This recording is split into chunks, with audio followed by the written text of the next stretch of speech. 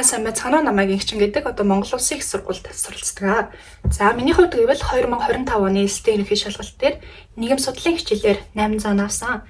За тэгээд энэхүү цаашдын бичлэгээрээ өөрийн бэлтгэсэн арга барил, за мөн шалгалтанд бэлтгэх явцдаа яагаад давхар сэтгэл зүгээ бэлдэх чухал байдаг, шалгалтын айдас сандралыг өөрийн зүгээс даван туулсан тэрхүү бяцхан ингээд аргыг мөн хуваалцуулна.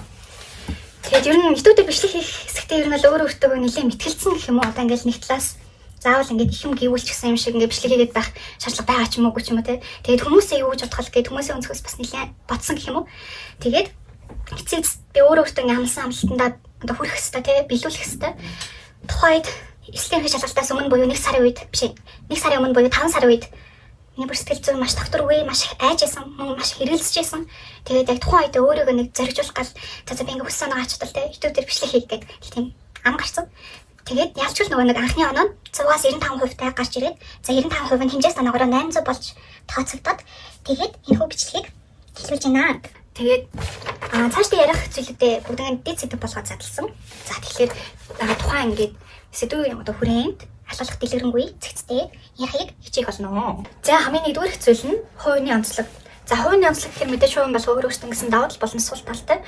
За тийм учраас аль нэгэн зүйлд хандах хандлага болон шалгалтанд бэлтгэх тийм арга барилын хүртэл өөр болцдог юм шиг санагддаг.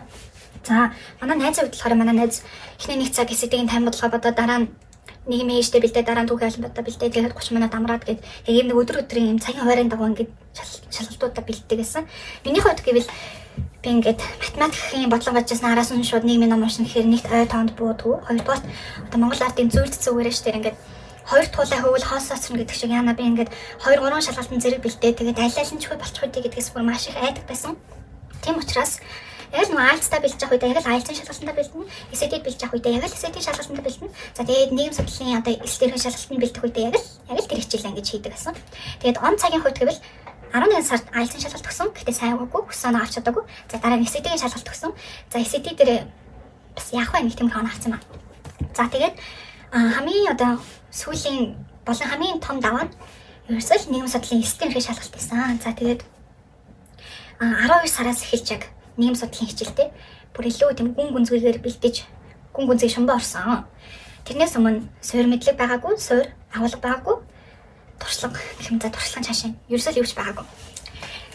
За тэгээд манай яг ийшин дараа 7 сарын үед доодонгийнхан маань асуужсан байхгүй та ингээд суур мэдлэгтэй байсан уу, сууртай байсан уу, за тэгээд өмнө нэг олимпиад эдэрт орж ирсэн угаасаа сайн байсан уу гэд.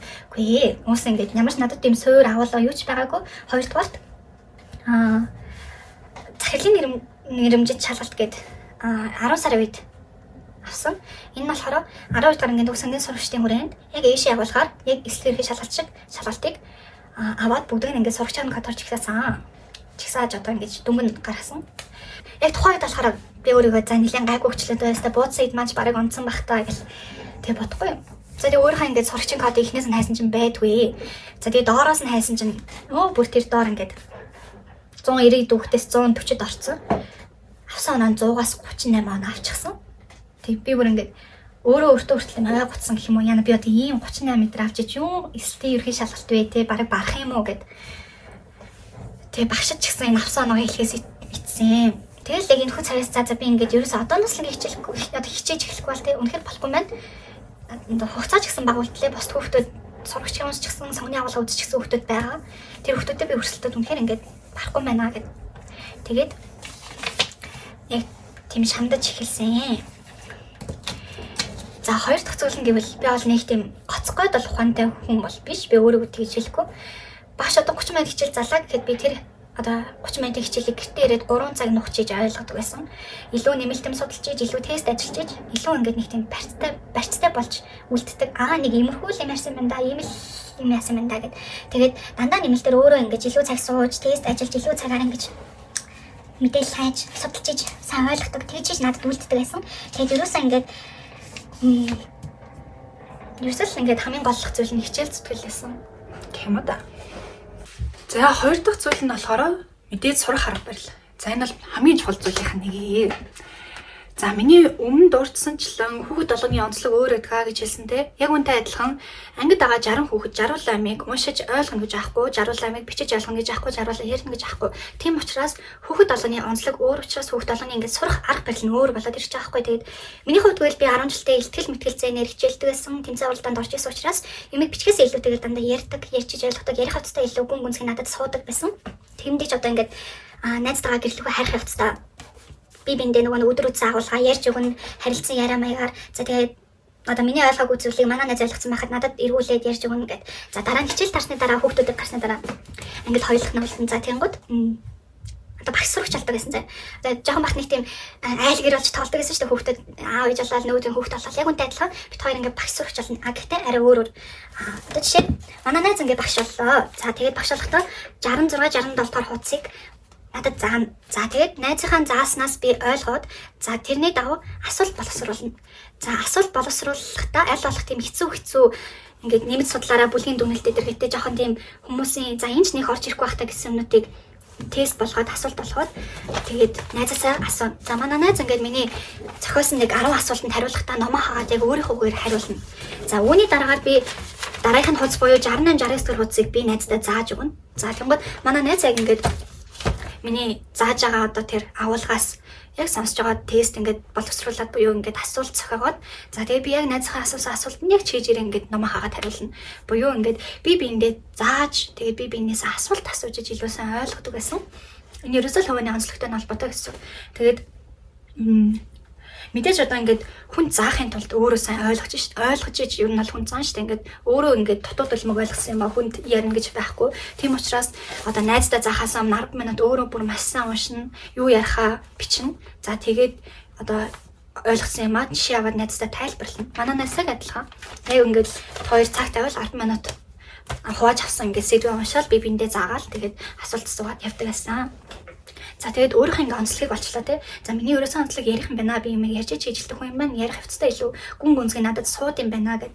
Тэгээд нэг гаргалгаа буюу одоо шийдэл гаргаж байгаа тий. За шийдэл нь ерөөсөө л самбар авах байсан. Одоо навд харагдж байгаа самбар дээрээ их оюуны зураг хийдэг гэсэн. Тэгээд оюуны зураг хийснээ хажууд хамгийн гол түлхүүр өгнүүдийг тодорхойлж бичнэ. Өөр ингээ маркераар бичнэ. Оюуны зураг хийснээ гол нь өөр өөртөө ярьж өгнө.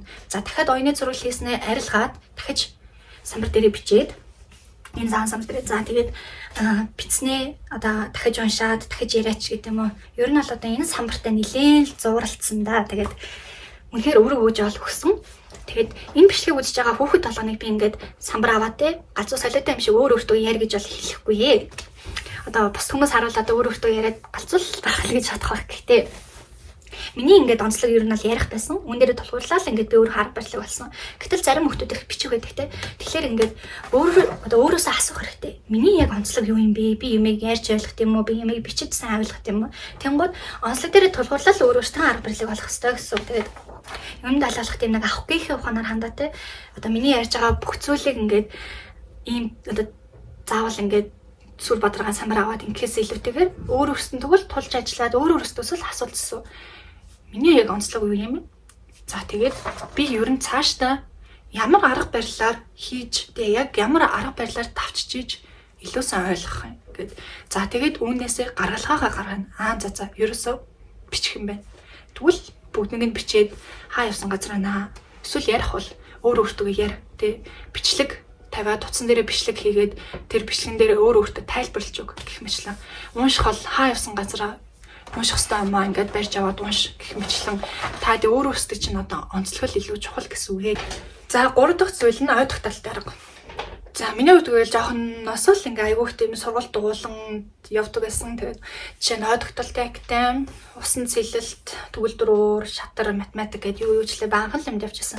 Эндээс ингээд нэг тийм амжилт үзүүлээд ингээ гоцгой цайлсан байхгүй ч гэсэндээ тийм суур нэг тийм барагцаатай байдаг гэх юм уу? Ой тогтоолтын ингээ актемд яваад би айхтар тэгж юм чийжлээ, шоод чийжлээд хөөцөр чийжлэх гэсэндээ би яаж нэг амьдрал дээр хэрэгжүүлэх гэдэг тийм арга олсон. Тэгээд энэгээ ч гэсэн IELTS-ийн шинүүх чийжлэхтэй, STEM-ийн шалгалтад нийгмийн хичээлдээ одоо бэлтгэхтэй хүртэл маш ихээр ашигласан. Бүр маш их ашигласан.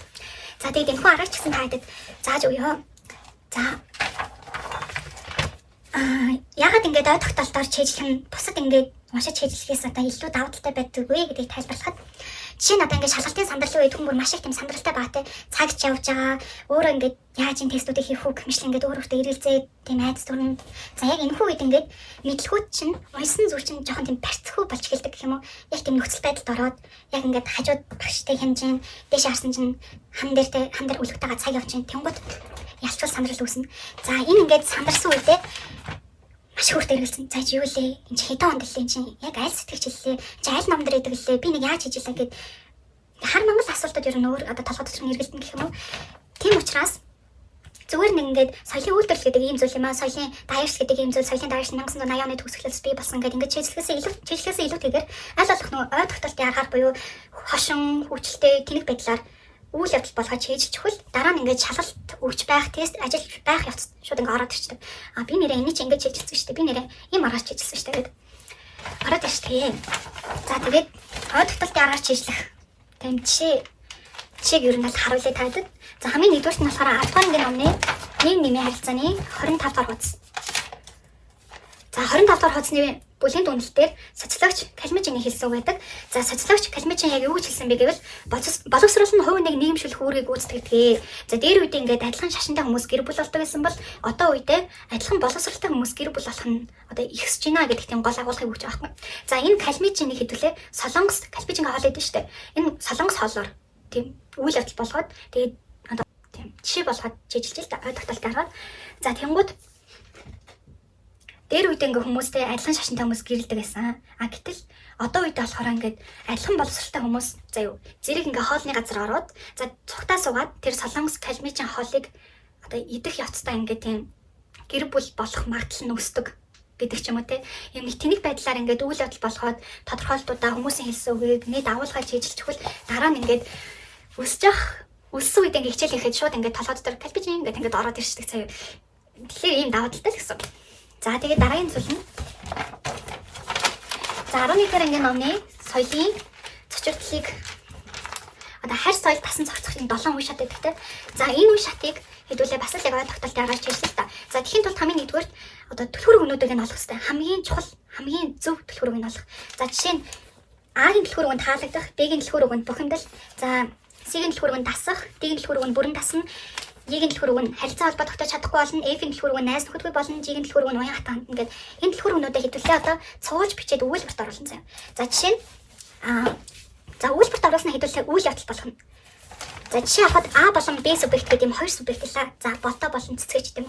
За энэ хоёр субъект ингээд одоо биений хараа таалагдсан, дараа нь бухимдсан, дараа нь дассан, бүрэн дассан.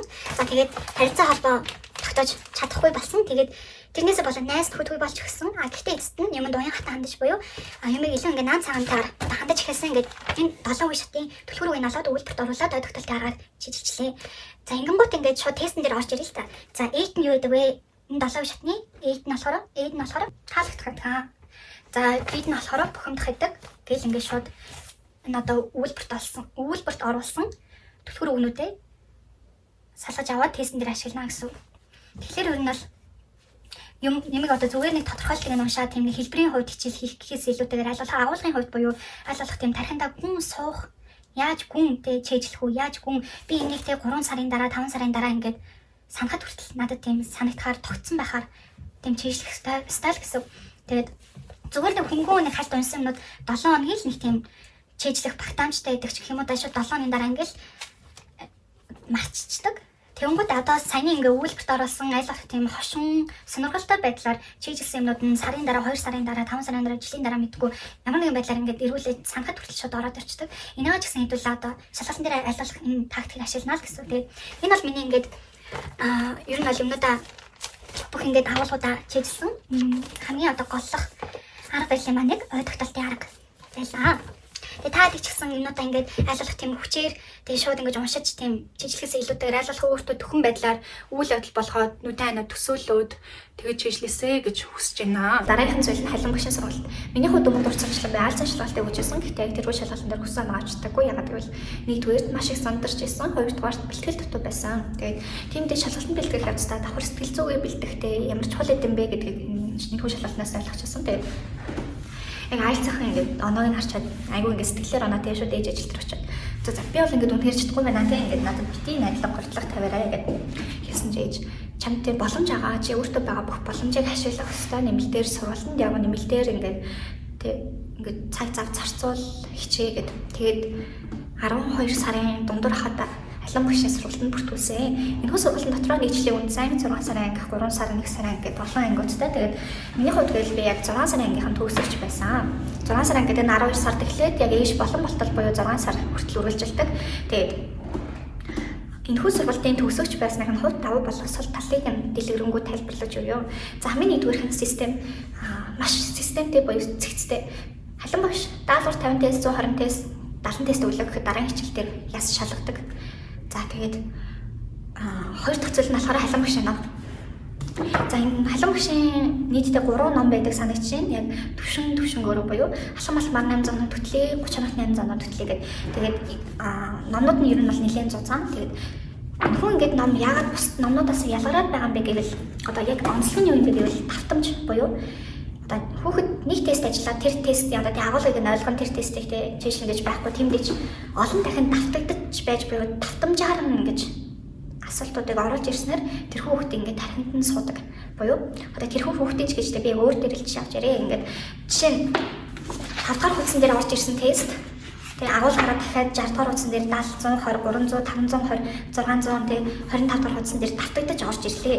Тэнгууд би ингээд нэг тестээ дор хаяж нэг 6 7 удаа ажиллачаар энэ чинь дээр би нэг ингэж ажилласан шүү дээ гэд нэг бараг цааварч ирээд те сандаг. За тэгээд хэрвээ тэрхүү тестэн дээр алдсан байвал би дээр нэг энэ хариултыг дуулаад би алдсан шүү дээ. Тэгвэл энэ удаад хариулт нь энэ байх гэд гэх мэтлэн ер нь ингээд алдаан дээр нь ч гэсэн бас ажиллах боломжийг нь олгодог. Би тэгээд бас өөрөө нэг тестээ нэг ажиллаад ингээд заасан болчлаа гэхгүй. Ер нь аль тестүүдээ маш ингээд баллуур дахиж татан ажилладаг байсан. Тэгээд энэхүү ном ч гэсэн өөрөө тестүүдээ маш татамжтай оруулж ирдэг учраас одоо мартагдана гэсэн юм байхгүй. Яг ингээл нэг мартагдах төхөд ирэнгүүт нөгөө тест дахиад гараад ирчихээр нэрээ энэ чинь дээр ингээд ажилласан шүү дээ ч гэдэг юм уу. Ер нь бол нэг тиймэрхүү. За гурав дахь нь болохоор өрсөлдөөн. Одоо ерөөсөө нэг өрсөлдөөн байгаа газар хүн өсөн дэвчин гэдэг үнэхээр үнэн юм билээ. Тэгээд халан багш нэг агуулга заасны дараа ч юм уу ер нь бол 7 хоног шалгалт аваад тэрхүү шалгалтын дүн пэйж дээр постлаа. За мөн тэрхүү шалгалтын дүнгээр анги хуваарлдаг гэсэн. A анги, B анги, C анги, D анги гэх мэтлээ. За энэ ингээд анги хуваарлаж байгаа нь ерөөсөө тэг хүүхдүүдийг чи сайн ч юм уу гэдэг ингээд ялгарлан одоо ялгарлан гадуурхад байгаа үзэл бол ердөөсөө биш. Хамгийн гол зүйл нь болохоор өрсөлдөөнийг л бий болгох. Тэгээд миний хувьд бол би анх C3 ангиасан. Тэгээд C1 анги руу ороод тэгээд A ангид орч чадсан. Тэгээд ингээд орохын тулд тэгээд дээш хараад ингээд хөвтөхгүй шээ мэдээж явц дундаа өгж байгаа шалгалтуудаа маш сайн өгнө. За тэгээд тэр шалгалтуудаа сайн өгөхын тулд өөрөө нэмэлтээр хичээн тэгээд ном уншин тест ажиллана. Тэгээд ердөөсөө нөгөө миний хувь хүн бас ер нь бол нэлийн юм шазрын дуу гэх юм уу. Тэгээд жишээ нь C ангид ахтаа за би дараагийн анги хуваалтан дээр заавал A ангид орондооч гэдэг юм уу. Нэг тиймэрхүү нэг өөртөө амлалт өгсөн. Тэгээд яг л A ангид орохын төлөөлөлтэй шалгалтуудаа ингээд явц дундаа өгж байгаа шалгалтуудаа нэлээд сайн өгөх ч гэдэг юм уу. Ер нь бол тэгдэг байсан. Тэгээд хэрвээ өрсөлдөөн байгаагүй бол яг л нэг тиймтэй наацхаа тэгэл нэг урсгалаараа нэг сургалтын дээр ичнэ 2 цаг юм багшийн хичээлийг сонсон болооч гэдэг юм уу. Ер нь бол тийм байх байсан баг. Тэгээд хүүхдүүд нь ч гэсэн хоорондоо бас нэлээд өрсөлддөг. Өрсөлдөн гэдэг нь ерөөсөө чи сайн би юм уу, би сайн чи юм уу гэдэг энэ одоо бас үзэл өртөөсөө биш те. Яг л нөгөө нэг шалгалтынхаа үзүүлэлт дээр хоорондоо ингэж ихсаад анги хуваарлалтанд ороод тэгээд тийм байдаг байсан. За сул тал нь гэвэл багш ер нь чөлөө тэгээд таслалт тоцролт эднийг ерөөсөө хүлээн зөвшөөрдөг гэх юм да. Ер нь ингээд дургуутдаг. Та одоо жишээ нь ингээл 12 дахь ангийн хүүхдүүдэд мэдээж маш олон үйл ажиллагаа байдаг. Жишээ нь маань сургууль ч гэсэн улсын сургууль тэгээд аюу олон үйл ажиллагаатай хэлний баяр. За тэгээд нөгөө шинэ жил сургуулийн юучлээ баахан л байдаг гэсэн. Тэгээд тэр болгонд ингээд чөлөө аваад те хичээлээ тасдуулахаар мэдээж агуулгын хувьд бусад хүүхдүүдээс хоцорно. Тийм ч учраас багш ингээд янз бүрийн одоо шинэ жил тэгээд төгсөлт эдэргээд иймэрхүү нэг 6 цэнгэл хөөсөн юмд та одоо ингээд 6 цэнгэл хөвөл юусэн ингээд өсөн авчдаггүй те. Яг л тийм одоо тууштай байж ижил үр дүнд хүрнэ. Тийм учраас хичээлээсээ хоцрохгүй гэх тэгээ хоцорсон хүмүүсийг заримдаа 1-2 минут хоцорсон ч гэсэн хамаагүй буцаад гэрлүүн явуулчихдаг байсан. За 5 дахь зүйл нь сурах хичгээ. За манай нийгэм судлалын сурах бичиг гэвэл одоо манай сурах бичгийн хувьд бол үнэхээр ингээд зөвүүн заяа бүр үнэхээр зөв. Хамгийн чухал зүйлүүд нь бүлгийн дүгнэлт өөрийгөө сороорой гэрийн даалгавар нэмэт судлаараа гэх мэт зүйлүүд дээр нь байдаг. Хүүхдүүд одоо ингээд хэлбэрийн хувьд одоо номоо уншихтаа буюу зүгээр нэг ингээд уншсан болоод өнгөрөхдөө дандаа юм тодорхойлолттой юм өснөлтөнд байгаа юмнууд ингээд нэг хальт уншаал ойлгочдаг. Гэтэл хамгийн чухал зүйлүүд нь бүлгийн дүнлэл дээрээ те хүүхдүүдийн бие дааж ажиллах юм дээр нь байдаг. Тэгээд одоо нэм судлаараа гэл одоо хин ч нэг одоо нэм судлахгүй шүү дээ үүндээ ингээд зүгээр ингэ чинь нэг нэм судлаараа гэл ингээд орчих чинь. Гэтэл одоо нэм судлаараа дотор Монгол Улсын үндсэн хууль 1992 онд гэл оноод ингэсэн байх жишээ. За бүлгийн дүнлэл дээр нь хүмүүсийн бүр хэлсэн бүр тодорхой одоо хүмүүсийн сэтгэгчдийн хэлсэн үг онол байх жишээ. За жишээ нь 11-р ангийн соёлын бүлгийн дүнлэл дээр Mary Messenger Davis гэдэг бүр ингээд бүр эдэмтдийн судалгаа байдаг заяа. Энийг бүр хин ч ингээд бүлгийн дүнлэлтийг харж тийм тоож уншихгүй шүү дээ үүндээ. За гэтэл бүлгийн дүнлэлтэй хүртэл үг үсэггүй. Одоо энэ номоо ингээд сурах бичээрөөсөө л үг үсэггүй, таслал цэггүй бүгднийг л унших хэвээр. Миний хувьд ч гэсэн яг ингээд анхандаа болохоор дандаа тодорхойлтыг нь уншаад явдаг ч гэдэг юм уу нэг тийм хэлбэрийн хувьд нэг хөнгөн ингээд уншсан болоод өнгөрчдөг байсан. Тэгээд яг сүүлд нь ингээд алдсан тестүүдийг харахаар дандаа тэр тестүүд нь бүлгийн дүнлэлтээрсэн хүмүүсийн хэлсэн үг мүг гээд за тэгээд ерөөсөө за бүлгийн дүнлэлтээ унших хэрэгтэй маань гэрийн даалгавар тасгал ажилтаа энэ ном дээр байгаа бүх тэр тасгал ажлуудыг нь хийх хэрэгтэй байна л гэж ойлгосон. Тэгээд ер нь л бүгднийг л ингээд нөхс үлдэхгүй унших хамгийн чухал. За тэгээд би одоо номоо бүр үнээр хайр гамгүй эдэлсэн. Тэгээд миний ном ингээд сүүлд нь салаад оюулсан байхгүй. Манай нэг сургалтын туслах багш маань хойж өгөөд тэгээд одоо энэ ном дээр одоо ямар хурууны хэмээ одоо хэртэй гар маргад гэдэг бүхэл ингээд үед уншиж байгаа шүү дээ. Тэгээс зах махаас одоо шаарлж маралцсан заяа би одоо бүр өөрөөсөө хичээд байдаг. Эмэгтэй хөлтэйчтэй яаж ингэж ном гамгүй уншиж байна. Гэтэл ер нь л ингэж унших хэрэгтэй л гэсэн. Тэгээд номон дээрээ бүр ингээд нэмэлтээр одоо цаас ажиллаад скотчдод тэмдэглэгээ айгу хийдэг гэсэн. Одоо ингээд шууд ингээд ном дээр нэмэлтээр цаас ажиллаад нагаал скотчдод хийждэг гэсэн. За 10 дахь ингээд ном ч гэсэн бүр ингээд ийм салах нэгэн салаад хөөх юм айгу завлан үзсэн ном аа. За шууд эдийн засаг би ингээд эдийн засаг миний хамгийн хэцүү ойлгоход хэцүү сэдвүүдийн нэгээс ингэж хэлсэн. Энэ бүр салчлаа. За тэгээ эдийн засаг дээр бүх ингээд нэмэлтээр одоо скотчдож нагаад ингээд тодорхойлолтуудыг нэмэлт ойлгох хэвээр судлах хэвээр зүйлүүдээ бичдэг байсан. Тэгээд нийгэм судлалын хичээл гэдэг өөрөө бараг үгэн дээр тоглолт хийдэг хичээл гэх юм уу. Жишээ нь хувьсал, хувьсгал, нийгмийн шинэтгэл, шинэчлэл. За тэгээд үрч юу гэдэг лээ? Адислал гэх мэт ингээд ханга тэ анхаарал төвлөрөөгүй үед тест ажиллахад бүр маш их алддаг. Тийм учраас үг үсэггүй бүх юм унших хэвээр. Тэгэхээр нөөсөө нөгөө хайм уншиж болохгүй өөрийгөө те за энэ чинь бас хариулт нэмждэг ингэ бардаж болохгүй яг л ингээд асуултаа нэг бүрчлэн унших хэвээр үсэггүй сайн унших хэвээр хариултаа ч гэсэн нэг бүрчлэн унших хэвээр л гэсэн. Тэгээд миний хувьд бол одоо надад бардаж явсан ер нь бол үе байгаа. C3 ангита яг нэгт шалгалтын үнэлгээгээр нэгт чагсдаг байсан. Тэгээд за би ч баг айгуу дээ гэд бодчихсан жоохон ингээд оодороод гэх юм уу. Яг ингээд тэр үед халуумаа шилжсэн байхгүй. За их чинь чи ингээд C3 ангита хамгийн сайн нь нэж олноо. Гэхдээ чи эсэлтийн ерөнхий шалгалт гэдэг чинь уралдаанд шалгалт. Чи сургууль болгоны хүүхдүүдтэй өрсөлдөн. Сургууль болгоны анги болгоно нийгэмдээ сайн 2 хүүхэд байдаг. Чи тэр хүүхдүүдтэй эсэлтийн ерөнхий шалгалтаар өрсөлдөнө. Тийм болохоор чи өнөөдөр ингээд энэ ангидаа хичнээн сайн байгаа чи хичнээн мундаг байгаад ямар ч нэмэргүй.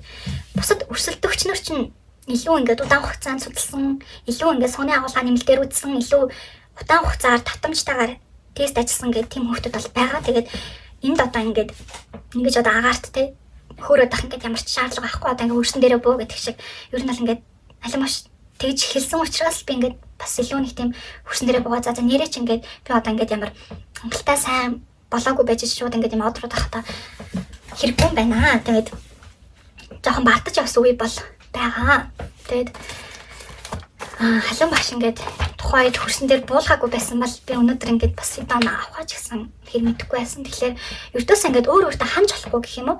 Би ингээд чи нэг тестийг алдаагүй хийж олно. Чи агуулгаа сайн ойлгосон байж олно. Гэхдээ дахиад чиний мэдэхгүй зүйлүүд зөндөө байгаа. Тэгээд би чадчихлаа. Би мундаг байна. Би ингээд алдаагүй тест ажиллаж гин гэдэг ингээд багтаад бартаад ах мөр ингээд үнэхээр тийм шаардлагагүй би өөрөө яг тэгсэн хүний үндсэн дээрээс ингээд хэлж байгаа шүү. Тэгээд үнэхээр ингээд би хөрсөн дээр буугаагүй байсан бол яг л нөгөө нэг тийм бардам зангаараа ингээд л орол те дутууд улмыг асуултаа уншаал дутууд улмыг хариулаад нэг тийм гүйцэтгэл бол үнэхээр муу байсан баха. Тэгээд илэрхийлэх гэсэн санаа нь өөртөө бардаж болохгүй л гэсэн үг. За 7 дахь нь Агаас Б цэг гэж юм нэстэй. Бид нэр ингээ бага ангитай хөдөлгөөний бодлого боддог гэсэн шүү дээ. Одоо Улаанбаатар хотоос Дархан хүртэлтэй 45 км цагийн хурдтай яваад нийтээ тэдэн цаг километр туулаад гэд нэг хөдөлгөөний бодлого боддог.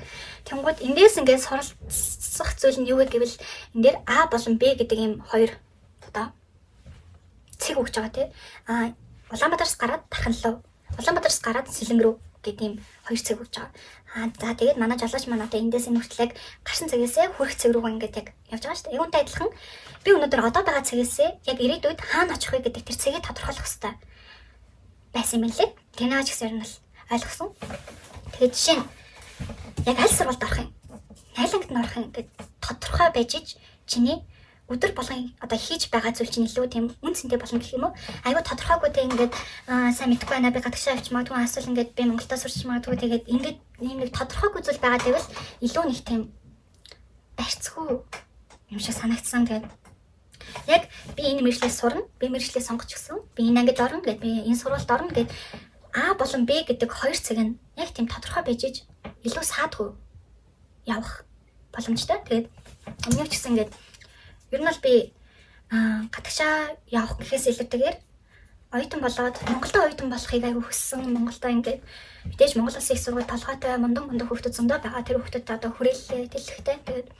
Тэгээд Монголдо бас хийх зүйлүүд бас байсан. Тэгээд тийм ч учраас Монгол Улсын их сургуульд илсэн. Тэгээд тухайдаас ингээд юм стикер хэвлүүлээ. Тэгээд хараач чинь. За ингээд энэ бие зай тэгээд Монгол Улсын их сургууль ингээд логотой. Тэгээд энийг одоо ингээд тэмдрийнхаа нүүрэн дээр ингээд наацсан байдаг. Тэгэхээр энэ нөгөө нэг ерөөсөл чиний хүрэх цэг чинь бодтой авах хэрэгтэй л гэдэг зүйл. 8 дахь зүйл нь юу вэ гэвэл хар цагаан хилам. За энийг болохоор зарим хүмүүс энэ чинь ингээд мухар сусах штэ ийм зүйл байдаг юм аа чинь ингээд ийм тийм ингээд ярьдаг нь бол үнэн. Гэхдээ миний хувьд гэвэл би тодорхой хэмжээний шүтлэгтэй. За тэгээд бас энэ зүйлд итгэдэг учраас энэ хөвчлэн дээр оруулж байна. Саяхан нэг пост уншсан дээр үедээ эцэгчүүд нь хүүхдүүдийн хар цагаан хиламыг тэмцүүлэхэд тулд хатуу ширүүгээр хүмүүжүүлдэг байсан. Тэгжиж ингэж хар цагаан хилам тэмцдэг байсан те. Итгэх ингээд хүүхдүүдээ бус хүмүүс магтах хэвээр манай хүүхд тийм гэд ингэж магтах. За мөн тухайн хүүхэд өөрөө ингээд өөрийгөө багтаж те ингэж одоо бартамнаж тэгж ярих те.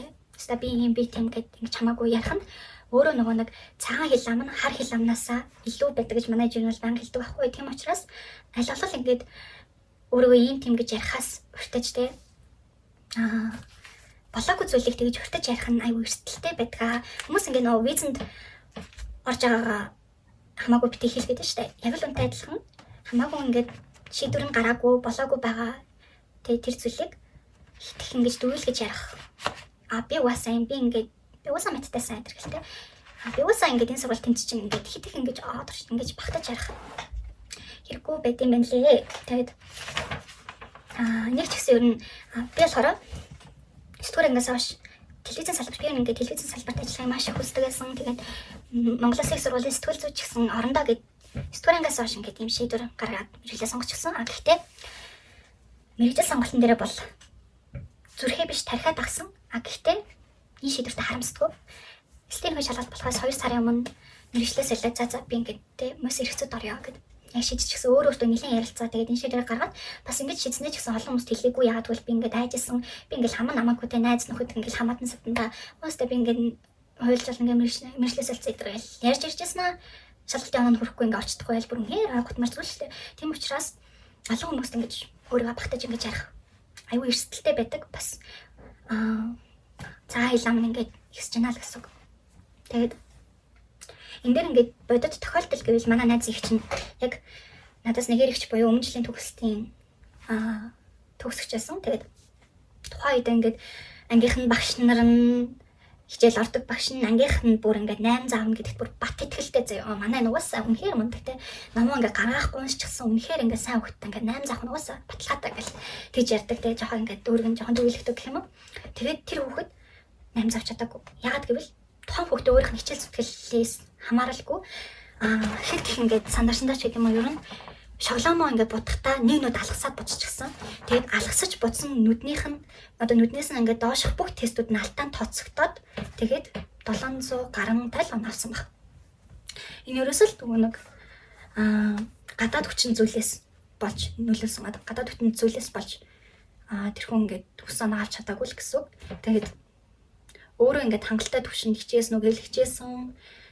Гэхдээ хүс оноо авч чадаагүй л гэсэн юм. Тийм ч учраас би одоо ингээл нөгөө нэг яг ингээд баттай шийдэн гараагүй зүйлийг олон хүмүүст ярих. Би ингээд та Австралийн тэр сургууль руу ингээд өргөдлөө явуулсан. Угаасаа заавал ингээд би тэмцэл таарачтай мэтэ. Би угаасаа ингээд маттайсан тийм болохоор ингээд мати ийш бол нэг асуудалгүй гэдэг гээд ер нь бол хүүхдүүд ер нь л ингэж ярьдаг. Гэхдээ хитэх ингэж ярих ер нь бол шаардлагагүй л гэсэн үг.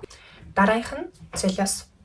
За энийг бүр жишээ авч тайлбарлавал бид нэр турахын тулд өгсөн жин галбартаа хүрэхин тулд тасгал хөдөлгөөн хийж өөрөөр хэлбэл биеэсээ хөлс ялгаруулж ийж өссөн жиндээ галбартаа очдог те. Яг үнтэй адилхан өссөн одоо хэмжээнд очихын тулд өссөн оноо авахын тулд өөрөөсөө тодорхой хэмжээний золиосыг гаргана л гэсэн үг. Тэгээд миний хувьд бол би монтажны зураг бүтэн ороогүй. Яг монтажны зураг алтаа тэр халан бушиг сургалт авцаа тэгээд би ялчгүй сургалтандаа явсан. Маргааш нь тэгээд анги дээр оцсон чи манай ангийн дараа надад уурлаад нэг чинь тэнийг юм уу чи ингээд амьдралдаа ганцхан удаа чи монтажны зураг авална. Чи зургандаа ингээ өөрөө ч бүтэн орсонгүй тэгээд ирээдүйд чи харамсан даа гэхгүй. Тэгээд ер нь бол үнэн би харамсан. Би 10 жилдээ ангийнхантайгаа найз нөхдөдөө хангалттай сайн дурсамж бүтээлч чадаагүй дэ харамсан. Би монтажныхаа зургандаа бүтэн орчдоггүй дэ ч би харамсан. Гэхдээ би өөрийнхөө хүссэн болж чадахгүй бол би илүү харамсан. Би хүссэн сургуульд орчдох бол би илүү харамсан. Тэгэхээр хоёуланд нь л харамсан. Гэхдээ яг аль нь илүү их харамсал төрүүлэх вэ гэдэг зүйл нь хамгийн чухал байсан гэх юм да. Тэгээд би бол ингээд насан туршдаа монтажныхаа зургийг харж те амьдрахгүй шүү дээ. Үнэ хэлэхэд надад өөрийн гэсэн амьдралаа би гэр бүлтэй найз нөхөд ажил төрүүлэх гээд ирээдүйд өөрийнхөө ингээд сонгосон замаараа ингээд явна тэгээд 10 жил гэдэг бол хүний амьдралын яг л 12 жилийн одоо нэгийнхэн хэсэг нь. Гэхдээ үргэлжлүүлээд өөр өөрийн сонгосон замаараа явна. Тийм учраас ингээд яг аль нь чухал вэ гэдэг зүйлээ хамгийн сайн ойлгох хэрэгтэй гэх юм да. Ялангуяа 12 дугаар ангийн төгсгөнгийн сурагчдууд маш их үйл ажиллагаа зохион байгуулагддаг сургуулиас эцэгхээс анги хоорондын гэх мэтлэн. Тэн дээр тэгээд за би энэ удаадаа тэ энийгээ хичээ дараагийнх нь үйл ажиллагаанд оролцож гэдэг юм уу. Тэгээд яг ингээд юм ойлгоод юм уншаад нэг тавтамжаар ингээд тууштай явж байхад гинт ингээд салгартаатай урлагийн үзлэг дүл за эсвэл тийм ч юм гээд ингээд салгарчингууд одоо дундаа ингээд цогцолт авчингууд дахиад ингээд хэвэн болох гэж удна гэх юм одоо өмнө ингээд сурсан зүйл чинь одоо өнгөйдөх бас тийм боломжтой. Яг л ингээд яг нэг хэвээрээ те яг тууштай л байж ээж яг нөгөө нэг миний өмнө харсанчлан тавтамжтай юм а хийж ижил үр дүнд хүрнэ гэхээс биш нэг ч ингээд дээшээ нэг ч доошоо нэг ч зогсолт аваад нэг ч ингээд тийм юм гээл ингээд яваад байх тусмаа л илүү эрсдэлтэй болно л гэсэн үг. Тэгээд би өөрөөсөө тодорхой хэмжээний золиосыг гаргах ёстой зүйлээ гаргасан учраас надад бас ирэх ёстой зүйл нь ирсэн болов гэж боддог. Тэгээд наад захын нойроо золиослох, хоолой золиослох, хин нэг найз нөхдөө гэр бүлээ өөрөө өөрийгөө хүртэл золиослох те. Энэ бичлэгний өмнө дурсан байж магадгүй би 4 цагт босдог гэсэн гэ. Тэгээд мэдээж өөрөөр ингээд босох ер нь бол хэцүү нойроо дэлэх. Гэтэл би миний гаргасан нэг золиосын нэг юм уу да. Тэгээд ер нь бол гаргаж байж тэгээд буцаж орж ирдэг гэж боддог. Тийм ч учраас гаргасан зүйлдээ харамсдаггүй. Надаас ингээд гарах ёстой зүйл нь гарлаа л гэж боддог. За өнөөдөр бол 2025 оны 6 сарын 14 ээж болохоос 5 оны өмнө гэсэн. Тэгээд яг 5 хоногийн дараа ер нь одоо ингээд маш их одоо хөсөн хүлээж байсан ч гэх юм уу. Аюумэр ч ингээд бас ингээд айж үнэхээр нэг тийм би яг тэр өдөр ямар байх вэ гэдэг ерөөсөй ойлгохгүй байна. Нэг бол амар тайван ч юм уу эсвэл сандрал бол тодорхой хэмжээнд байхлах гэж бодож байна яг ийш өдөр. Бүхэл одоо ингээд жилийн 5-6 сарын хичээл зүтгэлээ бас ингээд 80 минутанд үнэлүүлнэ те. Яг тэр 80 минутанд би яг хангалттай санаараа хийж чадах болов гэдэг зүйл бас бодож байна. Тэгээд алалгал нөгөө нэг сандрахгүй сэтгэл зүй тогтвортой байх нь аюул чухал гэдгийг мэдэж байгаа ч гэсэндээ яг ингээд тулаад ирэнгүүт бас арай өөр байд юм байна гэж бодогдлоо. Бодоглооч гэхгүй бодогч. Тэгээд чинтэй дараагийн бишээ үзээ тэгээ зөвөр энийг л суух хальтаа. Гэхдээ яг одоогийн сэтгэл зүй бол яг энийхэр биш байгаа учраас Яг ингээд л тийм эргэлзээтэй байгаа учраас За та тий өмнөх бичлэгнээс харсанчлан эсэлтийн эрхэл шалгалт болохоос хэдхэн хоногийн өмнө гисэн хэрнээ миний сэтгэл зүй ямар докторгүй байгаа нь бол илт харагдаж байгаа бах. Бараг нүдэнд нь нулимс цэлгэнсэн. Тэгээд би ийм зүйл мэдэрч байна гэд ер нь нэг өөртөө ихтэй эсвэл бүр нэг ингээд одоо тийм яна мэдгүй марад төрчил яна цагтаа амжихгүй яна ч гэдэг юм уу. Яг ингээд дээшээ доошоо байсан гэх юм уу. Доктортой биш. Тэгээд одоо энэхүү бичлэгнээс цааших бичлэг нь болохоор миний хамгийн одоо өсөн хүлээжсэн хэсэг болох эсэлтийн эрхэл шалгалтын өмнөх өдөр болон эсэлтийн эрхэл шалгалтын өдөр хэрхэн болж өнгөрсөн бэ гэдэг зүйлийг илүү дэлгэрэнгүй ярих болно. За тэгээд 12 дугаар ангийн яг ингээд ахлах ангида бас 8 заас хүүхдүүдийн бичлэг гэдэг нэлээд их юмрхүү бичлэгнүүдийг үздэг байсан. Тэгээд яг тэрхүү хүүхдүүд болохоор шалгалтын өмнөх өдөр тархи амраагаараа тэгээ дуртай амаа хийгэрэй гэдэг зөвлөмжүүдийг бас нэлээд өгдөг байсан. Тиймдээ ч одоо яг тэр зөвлөмжийг нь дагаж мөрдөө тэгээд дуртай амаа хийсэн. Тэгээд тэр нь болохоор уулан талах байсан. Ер нь уулан талхах дуртай. Тэгээд нийгэм судлалын хичээлийн өмнөх өдөр нь англи нийслэлийн шалгалт авагддаг. Тэгээд би бол англи нийш өгөөг учраас өмнөх өдөр нь бүтэн чөлөөтэй байсан гэсэн.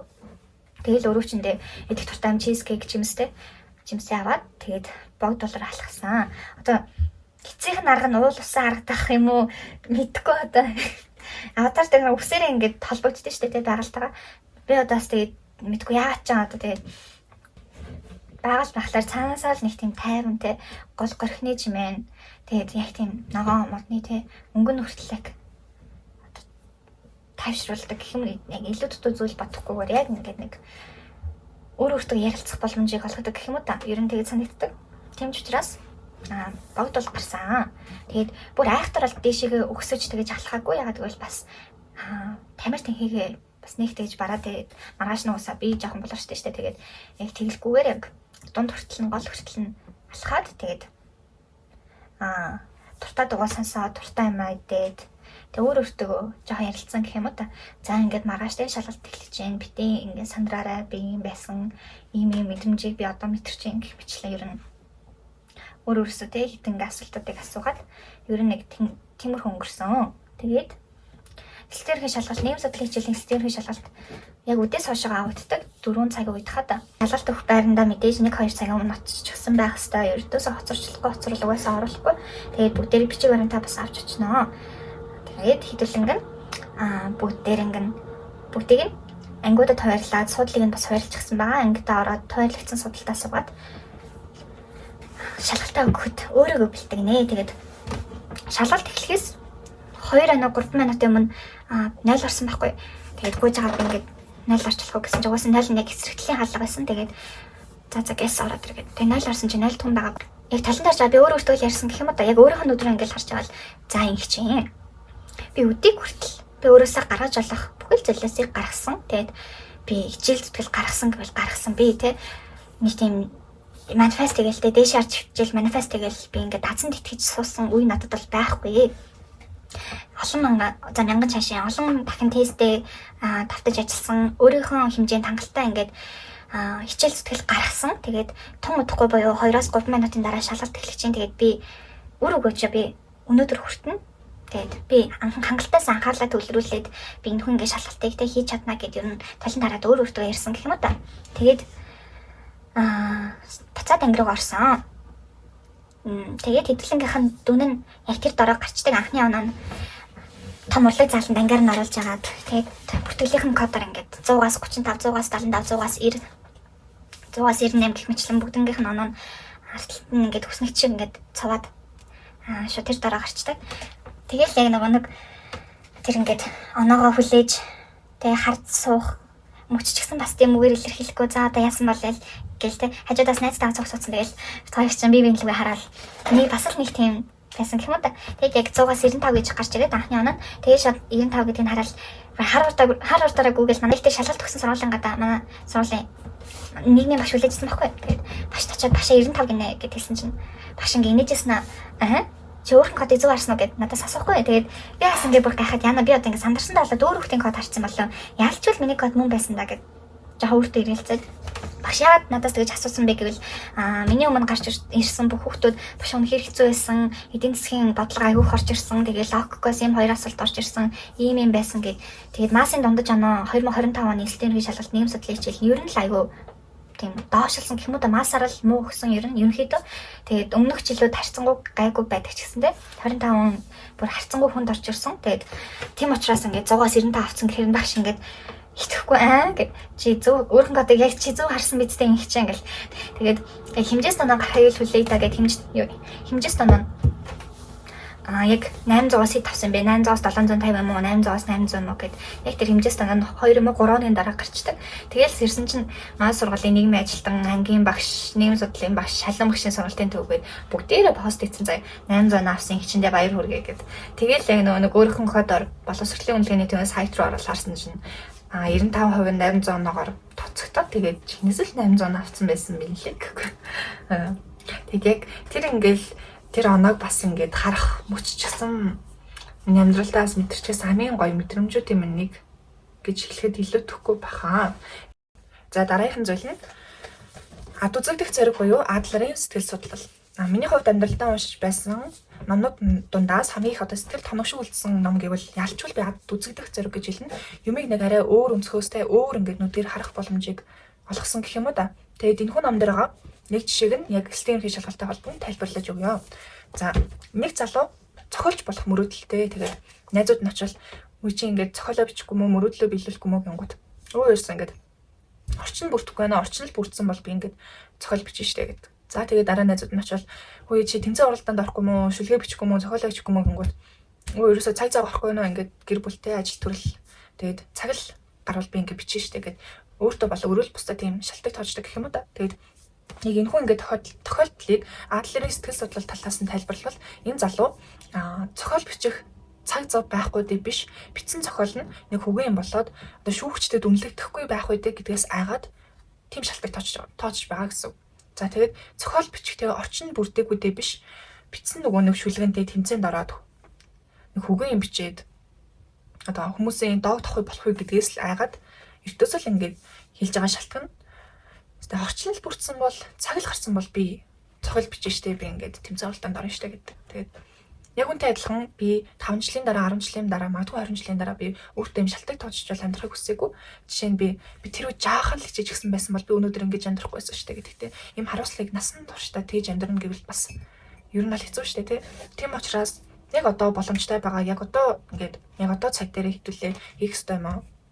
Гүйцэтгэлтэй хийгээд хичээж чадвал ирээдүйдээ яаж л тийм шалтгаан өөртөө болоо өрөөл бусдад баг тоочно гэсэн үг. Тэгээд жишээ нь би эстергийн шалгалтыг ер нь ингээд тэр шалгалтанд бэлтгэх үедээ би нэг цаг л илүү суугаатай дахиад нэг 20 тест илүү сайн ажиллажсэн байсан бол би магадгүй өнөөдөр 600 биш 700 он авахыг үүсэхгүй байсан бахаа гэд энэ гэх мэтлэн иймэрхүү ингээд шалтгаан тэ өөртөө битгий хэлж амьдраараа. Тэгээд цаг байхгүй байна, орчин байхгүй байна, ийм байна, тийм байна гэдэг бол ердөөсөө л ингээд шалтгаан тоочж байгаагийн нэг хэлбэр. Тэгээд чи үнэхээр л ингээд чин зүрхнээсээ тий хүсэж байгаа бол тэр зүйл ингээд бодтой болох боломжтой, 100% боломжтой.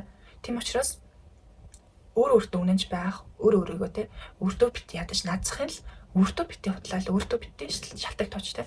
Яг л ингээд нэг л амьдарч байгаа юм чинь өөрийнх нь төлөө хамгийн санаар ингээд хичээгээд өөрхөн хүссэн хүн болохын төлөө хичээгээрэй гэж хүсэж байна. Тэгээд эстерхийн шалгалт бол одоо жолооны шалгалтыг олон дахин тэгж өгж тавтан өгöd байх боломжтой шалгалт бол төдийлөн биш. Гэхдээ зарим хүмүүс завсарж ил аваад бэлдэж байгаад өгдөг ч гэсэндээ ер нь л ингээд цаг хугацаа ер нь алдаж байгаа гэсэн үг шүү дээ. Тийм учраас яг л ингээд нэг өгч байгаа дээрээ хамгийн санаараа хичээгээд хамгийн санаараа өгч.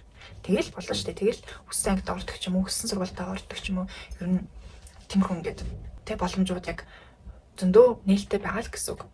Дараагийн зүйл нь давааны цаанд даваа буюу үнэхээр л нөгөө нэг уулын орой дээр гарахад нөгөө уулын орой харагдана гэдэг үнэхээр үнэг юм бэлээ. Тэгээд дан гац эсэлтийн хөл шалгалт өглөө гэж санаа амарсан тий зүйл бол ердөөсөө биш. Дараагийн сорилтууд гарч ирэн тий их сургуульд орлоо. За дараагийнх нь юу байх вэ гэд. Ерөөсөө л ингээд энэ сорилтуудыг одоо давж амьдрна гэх юм уу да. Тэгээд ерөөсөө нэг зүйлийг тэгээ ийш яг за гайг өгчлөө гэдэг ингээ санаа амарч болохгүй. Чи дахиад их сургуульд ороод чи яг л адилхан дахиад одоо хичээл зүтгэл гаргаж сурах ёстой л гэсэн. Тэгээд Миний хувьд яг эхний семестр бүр ер нь жоохон салгартаад би ер нь хичээл зүтгэл гаргаагүй байхгүй юу. Яг тэгэл нэг жоохон урсгалаараа явцсан. Тэгэл яг урсгалаараа явсан шиг л ер нь дүү авсан байхгүй юу. Яг 10 жилдээ бол яг тийм дүү авдаггүй байсан юм зэ. Тэгээ их сургуульд орсон чинь эхний дөнгөгийн хичээл гамшиг дээр за уусаал хийлээ. За гамшиг дээр 91 авсан байсан. Тэгээд 91 авснаа ингээд сэтгэл санаагаар унаад. Тэгээд би ингээд очиод мэдээж дөнгөж чадахгүй яагаад гэвэл би Монголтай төвшөнд хичээгээгүй надад тэгж дөнгөөх ингээд нүүр байхгүй заяа. Би одоо юу ч хэлэхин тэгээд авсан дундыг одоо ингээд эвлэрхээс өөр арга байхгүй. Тэгээд дараагийнх нь хичээлийн дөнгүүд нь ингээд сурч ордог. Тэгээ бусад хичээлүүдийнх нь дүнг нь орсон чинь ингээд тархлаа суцсан надад. Тэгээд бусад хичээлүүдийнх нь дүнг хараад ингээд өө аль хэдийн ингээд юу ч наалтгаа болоо тэгээд цэцэг гэд нэг иймэрхүү болцсон. Тэгтээ ер нь бол 90-с дээш байсан л та. Тэгсэн чинь нэг хичээлдээ 83 авцсан заяа. Тэгээд сэтгэл зүгээс үтсэн нэг чөлөөдөр үтсэн нэг хичээлдээ 83 авцсан. Тэгээд гэтээ миний нэг хэрцээ тасаар авсан байсан юм аа. Бүүн тасаар авах ёсгүй байсан хэрц. Тэгээд нөгөө хэрцээц суулгаад очоо тэгээд багшаа би 83 авсан билээ гэсэн чинь манай багш чи ямар мундаг авсан бэ баяр үргээ цаа одоо гар гэд намайг өрөөсөө гаргацсан. Тэгэл уусан их сургуульд орвол та яг нөгөө 10 жил шиг дүн гуугаал ингээл багш нарын ч гэсэн ингээд ер нь 10 жилийн багш нар биднийг айгүй хайрладаг шүү дээ. Манай энэстэй ийм манай ийм тэмцээнд ороод ингээд ирсэн заа гайгүй гаргачих гэдэг ертөөсөө тийм их сургуульд байдгүй юм байна лээ шүү. Мөн өөр нэмэлтээр асууж тодруулах зүйл байвал та хэд энэ хаяг руу бичээд асууж болно. За дараагийн зүйл нь моринд одоо морийг ундаална гэдэг шиг моринд одоо усуулахын тулд голын дэргэд хөтөлж авчирч чадах ч гэсэндээ усуулгаж чадахгүй тий. За одоо мангаагаараа за одоо балгаараа гэдэг чадахгүй шүү дээ. Тухайн морины усуух хэсэг нь өөрөөс нь хамааралтай буюу ямар ч сайн сургуулийн төв, ямар ч сайн багш, ямар ч сайн ном байсан зөвхөн голын дэргэд хөтөлж авчирч чадна. Тэрхүү заах арга барилаараа системээр тий. Харин усуух хэсэг нь чамаас ганцхан өөрөөс чинь л хамааралтай буюу нэвтөөсөл эцсийн үр дүн чиний гаргасан зүйлээсээ чиний хичээл зүтгэлтэй холбоотой л гэсэн үг. Тэгээ зарим хүмүүсийг ажиллаад байхад хүссэн оноо авчдаг бол жоохон бурууга бусдад наах гэд байдаг буюу тэр багштай юм байсан, энэ ном юм байсан. Тэгээд энэ сургуулийн төвч тийм байсан гэх бичлэн иймэрхүү ингээд зүйлүүд юу ажиглагддаг. Гэхдээ тэр багш хичээлээ заасан уу гэвэл заасан. Тэ? Тэнгууд эцсийн үр дүн ерөөсөө л ингээд чамтай холбоотой байна л гэсэн үг. Дэмж учраас бүгдээрээ одоо хичээх ёстой л гэсэн үг. За тэгээд энэ хүү бичлэгийг дуусталантай хамт байсан та бүхэндээ маш их баярлалаа. Тэгээд өмнө нэмэрхүү бичлэг хийж байгаагүй. Энэ хүү бичлэгийг бараг 2-7 хоног гаруй хугацаанд хийсэн. Тэгэл хийгээл устгаал дахиж бичээл, дахиж устгаал. Тэгээд нэлээл юм болж иж гараас гарч байгаа бичлэг. Тэгээд мэдээж өөсөг бол байгаа өмнө та бүхэндээ бас миний өмнө нь ярьсан зүйлүүдээс авах их ухаанаар хандаад өөртөө нааж үлдээх зүйлээ нааж үлдээгээд бас